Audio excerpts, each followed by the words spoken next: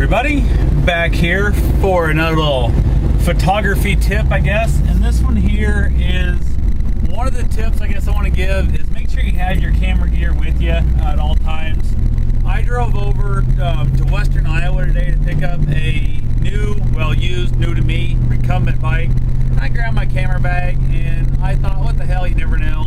Saw a couple different items here and there and stuff that, you know, I was thinking I might need eventually at some point or another and hadn't never really found yet.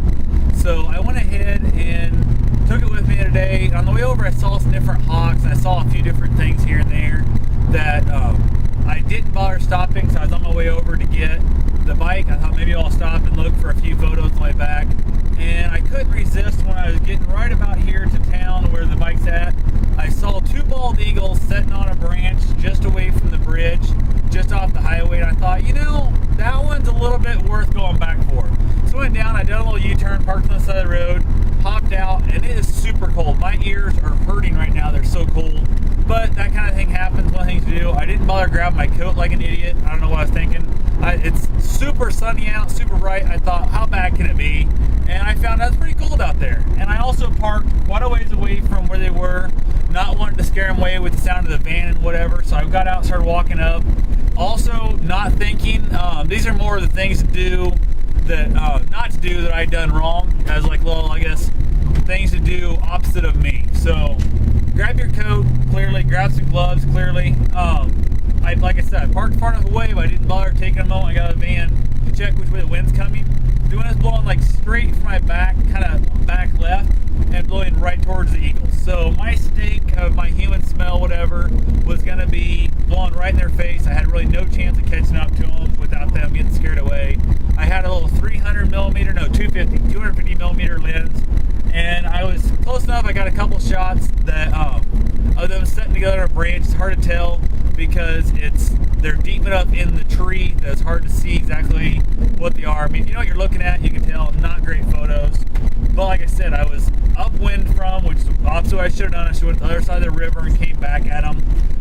Also, I went ahead and I was shaking, didn't grab a monopod or nothing, you know, 'cause I knew I was going to kind of just run and gun, try and get up on them quick to catch them in time before they flew away.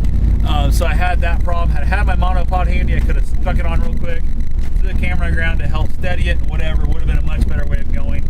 Also, I went ahead, like I said, I got two photos of them together on the tree branch. Not real good photos.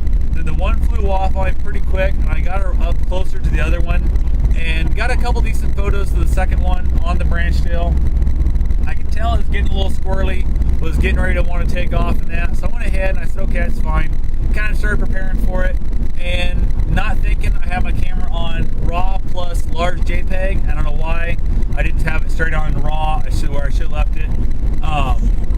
Speed photos that flew away, trying a couple shots because the cards, even a Speed 10 card, processing large JPEG and RAW both, it doesn't do a real great job. It did not like it, so I only got a couple photos of it flying away. So definitely, unfortunately, I made a couple mistakes there that I want to tell you about. I'll post up at least the one halfway decent photo I got of him flying kind of towards me and stuff. Turned out pretty decent.